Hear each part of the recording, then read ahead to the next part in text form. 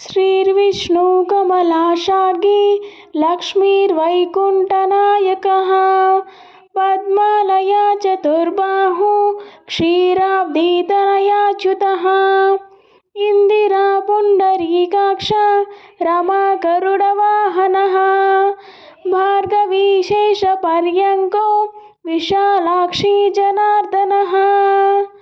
स्वर्णांगी वरदो देवी हरिरिन्दुमुखी प्रभुः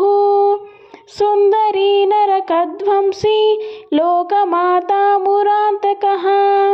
भक्तप्रिया दानवारी अंबिका मधुसूदनः वैष्णवी देवकी पुत्रो रुक्मिणी केशिमर्दनः वरलक्ष्मी जगन्माता कीरवाणी हलायुधः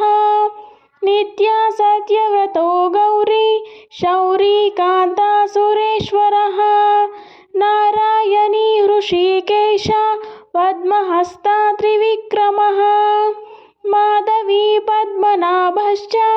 स्वर्णवर्णा निरीश्वरः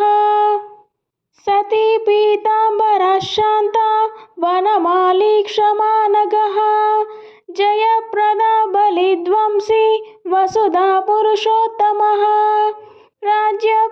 राज्यप्रदाखिलाधारो माया कंसविदारणः महेश्वरी महादेवो परमा पुण्यविग्रह रमा मुकुंद सुमुखी मुचुकुंदा वरप्रदः वेद वेद्याब्धिजा माता सुरूपार्केन्दुलोचनः पुण्यांगना पुण्यपादो पावनी पुण्यकीर्तनः विश्वप्रिया विश्वनाथो वाग्रूपी वासवानुजः सरस्वती स्वर्णगर्भो गायत्री गोपिका प्रियः यज्ञरूपा यज्ञभोक्ता भक्ताभीष्टप्रदा गुरुः स्तोत्रक्रिया स्तोत्रकारा सुकुमारी सवर्णकः मानिनी मंदरधरो सावित्री जन्मवर्जितः मंत्रगोत्री महेश्वानो योगिनी योगवल्लभः जयप्रदा जयकर रक्षित्री सर्वरक्षकः अष्टोत्तरशतं नाम्नां लक्षं या नारायणस्य च या पठेत् प्रातरुत्थाय